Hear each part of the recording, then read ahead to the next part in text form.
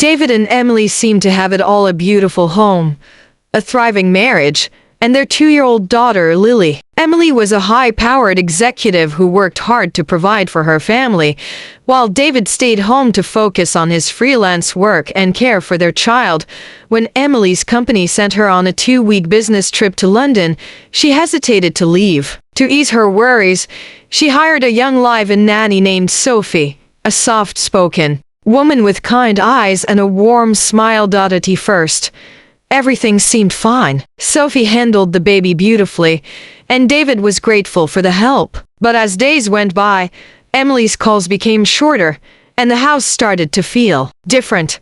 Sophie's laughter echoed in the kitchen. Her perfume lingered in the air. David found himself watching her too long, feeling things he shouldn't. He told himself it was just loneliness. But loneliness has a way of whispering lies that sound like comfort. It started with harmless talks, long evening conversations after Lily was asleep. Sophie listened in a way Emily hadn't in months. She laughed at his jokes, complimented his cooking, and called him sweet.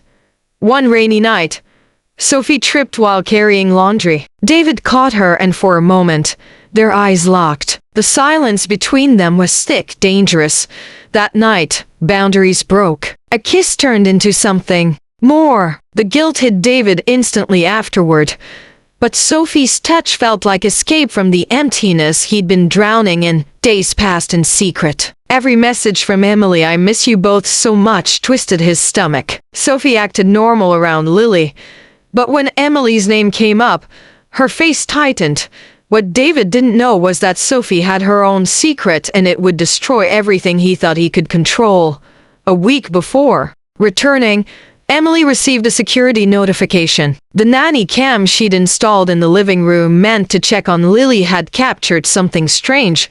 Her hands trembled as she opened the footage. What she saw made her heart stop. David and Sophie, together on their couch. Emily didn't cry. Not at first. Instead, she felt numb, her world collapsing in eerie silence. She booked an earlier flight home but didn't tell David. When she arrived, she found Sophie making breakfast like nothing had happened. "Where's David?" Emily asked, voice calm but sharp. "He's upstairs," Sophie said. Turning pale, Emily went up quietly. David froze when he saw her standing in the doorway, suitcase still in hand, eyes full of quiet fury. "Don't bother explaining," she said coldly. "I saw everything." Emily's silence was worse than screaming. She packed a few things, took Lily, and left without another word. David tried calling, texting, nothing. Sophie broke down, confessing she had feelings for him. "It wasn't just a mistake for me," she whispered. But David couldn't even look at her. The illusion shattered. Days turned into weeks. David was alone in the echoing house that used to be full of laughter. The guilt consumed him, not just for betraying Emily, but for destroying the family she worked so hard to build. Then one morning, he received a document in the mail, divorce papers. Along with it, a short note from Emily. "You didn't just cheat on me, David. You cheated on everything we built." Months later, David tried to make amends. He went to therapy, quit drinking, and devoted every spare moment to rebuilding himself. Emily, meanwhile, flourished, promoted, confident, and strong.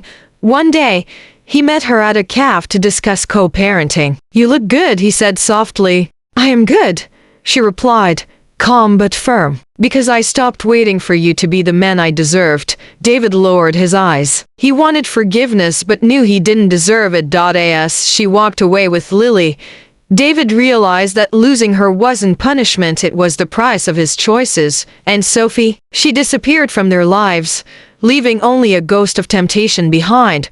For David, that one act of betrayal would echo forever, a reminder that some mistakes can be undone.